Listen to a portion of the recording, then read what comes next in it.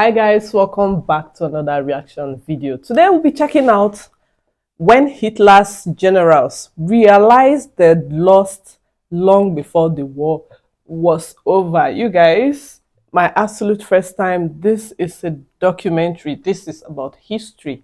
And these are stuffs I've never come across. I would love to see how the generals realized they had lost. You guys, if you're new here, do not forget to like, subscribe, comment, and share. And if you're a returning subscriber, thank you so much for supporting this channel. Without further ado, guys, let's dive right into this and see what it's talking about. They whispered it first among battalions, in officers' messes and guarded letters home. Long before the Allied bombs fell upon Dresden, and years before Hitler's pistol echoed in the bunker beneath Berlin, some of Germany's most capable generals already knew. The war could not be won. It did not happen in one moment of revelation. The realization crept in slowly, first as unease, then as doubt, and finally as grim certainty. The men who had once basked in the aura of invincibility began to glimpse the abyss behind their triumphs. They would still obey, still command, still fight. But they would do so knowing that the end was written long before the curtain fell. In the early summer of 1941, the Wehrmacht stood at its zenith. In less than 2 years, the armies of Hitler's Germany had conquered Poland, Norway, France, the Low Countries, and much of the Balkans. The generals who had spent the interwar years nursing resentment and constraint now felt vindicated. Their doctrines had worked. The world trembled before their precision and speed.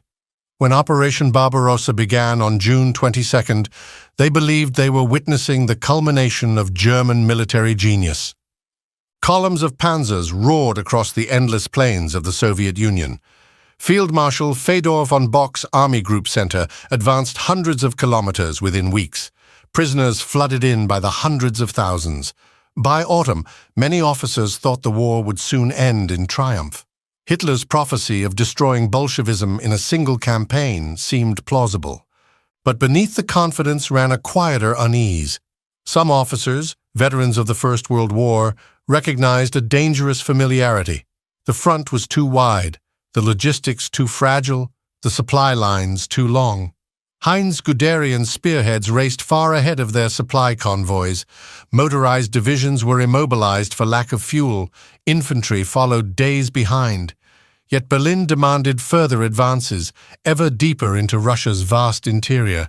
By November 1941, as the first snow fell on exhausted troops, that unease hardened into dread. The Soviet Union had not collapsed. New divisions appeared from the east. The Red Army, bloodied but unbroken, counterattacked outside Moscow. Temperatures plunged below freezing, equipment failed, and the invincible Wehrmacht stalled for the first time. That winter, in field headquarters and forward dugouts, the first fatal doubts began to take root. Officers who had believed in a short, decisive war now faced the same grinding attrition they had once sworn to avoid. Logistics were crippled, reserves depleted, morale brittle. Some whispered that the war was already unwinnable. Others pushed such thoughts away.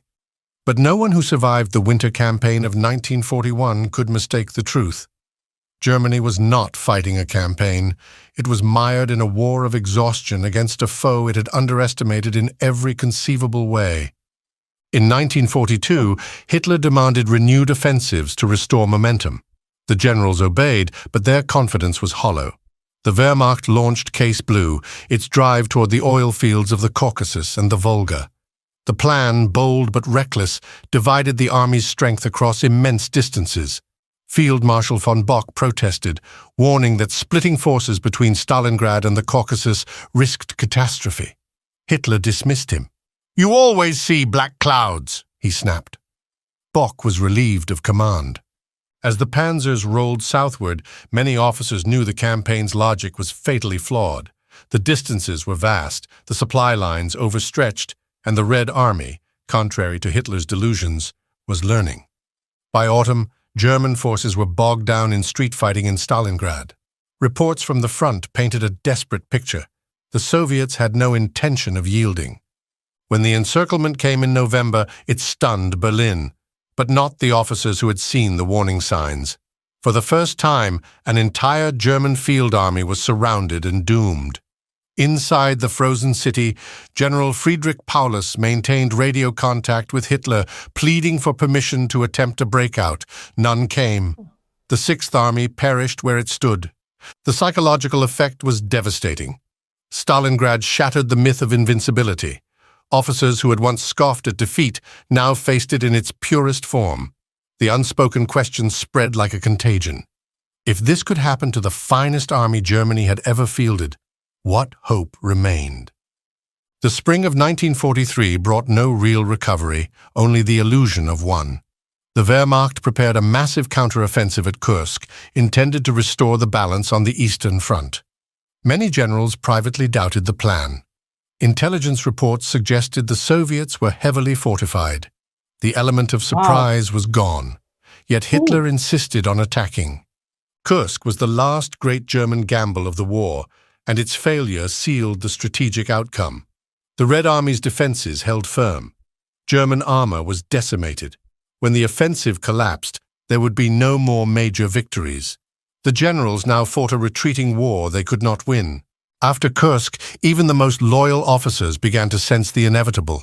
Hitler still ranted about miracle weapons and the indomitable will of the German soldier, but the men who commanded those soldiers could read the maps. They saw the Red Army advancing inexorably westward, and they knew the Allies would soon strike in the west. For the first time, many realized that the war would not end with victory or negotiation. It would end with destruction. By the end of 1943, the mood inside the officer corps had changed entirely. The arrogance of 1940 had given way to quiet fatalism. German industry could no longer replace losses. Allied bombers ruled the skies. The U-boat fleet was being annihilated in the Atlantic. Generals who had once preached blind loyalty to Hitler began to talk in cautious tones about saving what could be saved. Some officers began to contemplate the unthinkable, removing Hitler himself.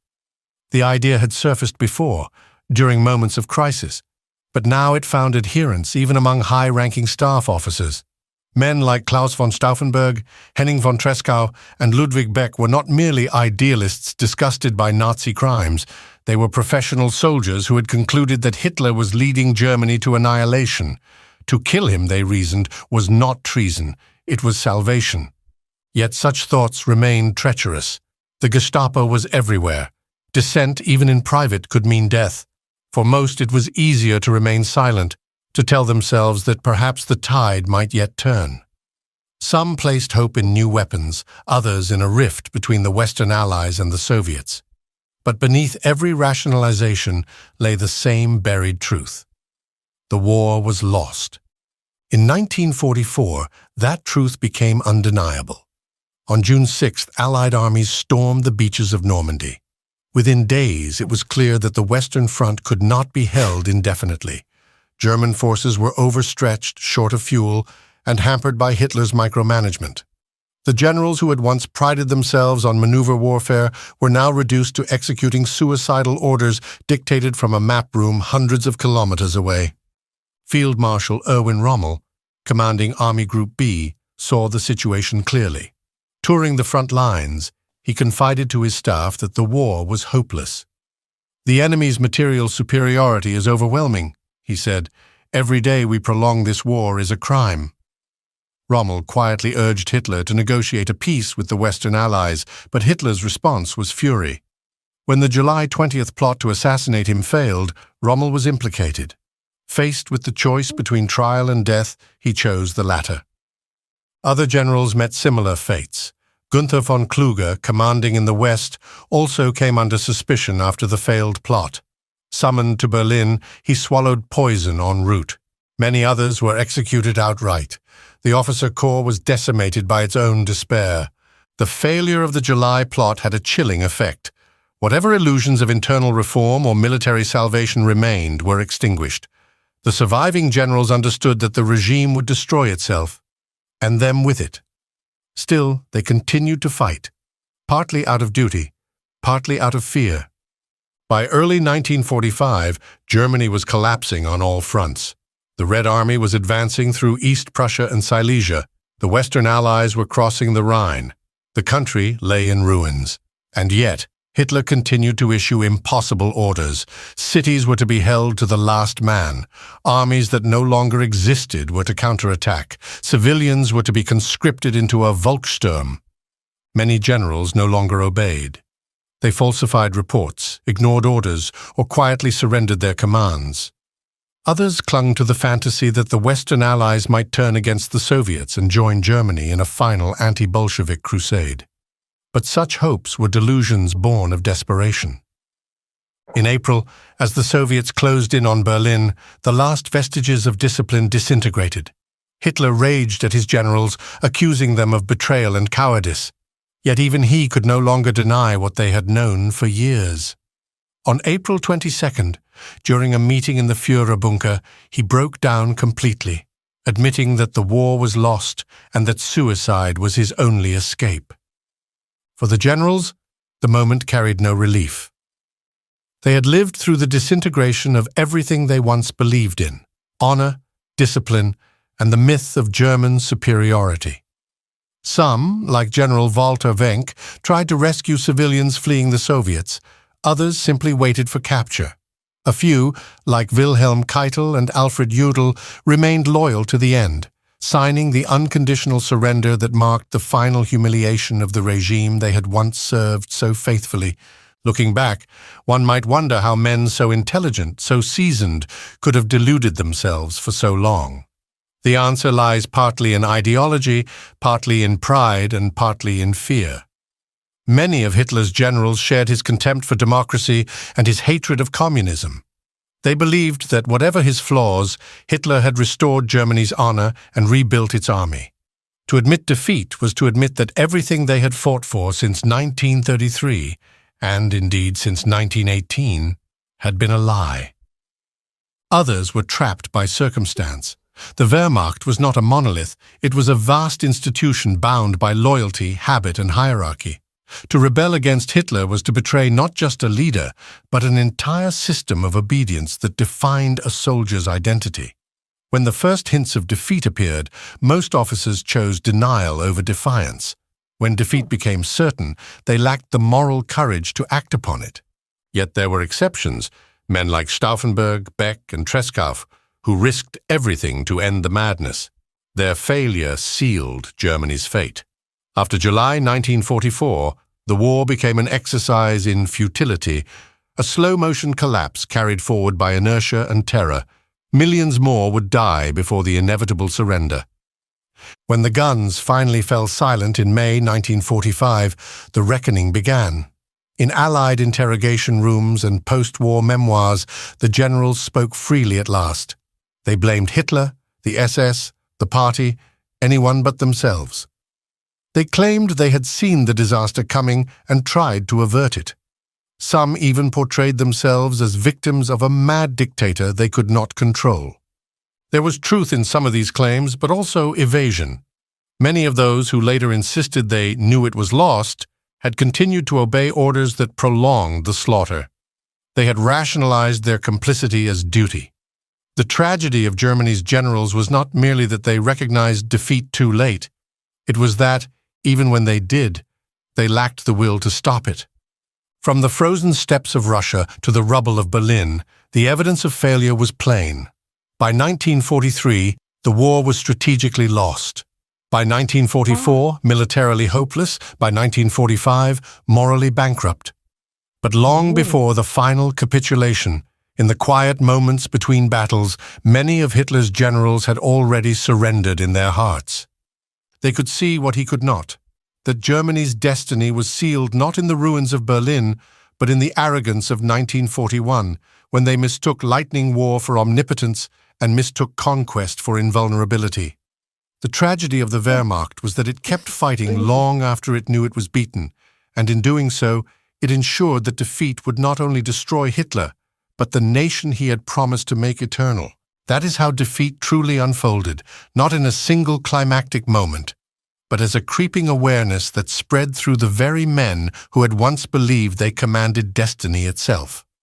When Hitler's generals realized they had lost, there was no announcement, No proclamation, only silence, disbelief, and the slow, inevitable disintegration of faith. They had gambled everything on victory. When it failed them, there was nothing left to believe in.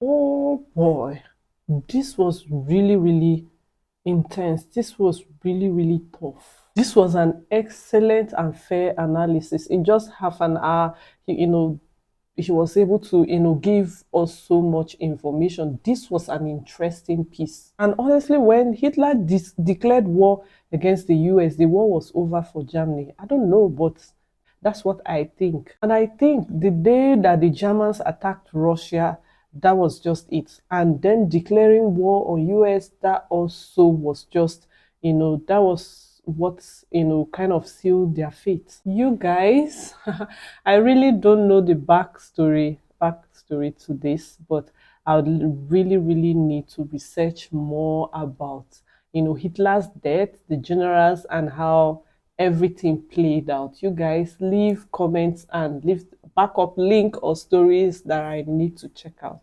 Thank you so much for watching, and don't forget to like, subscribe, comment, and share, and I'll see you in my next video. Stay safe, guys. Bye.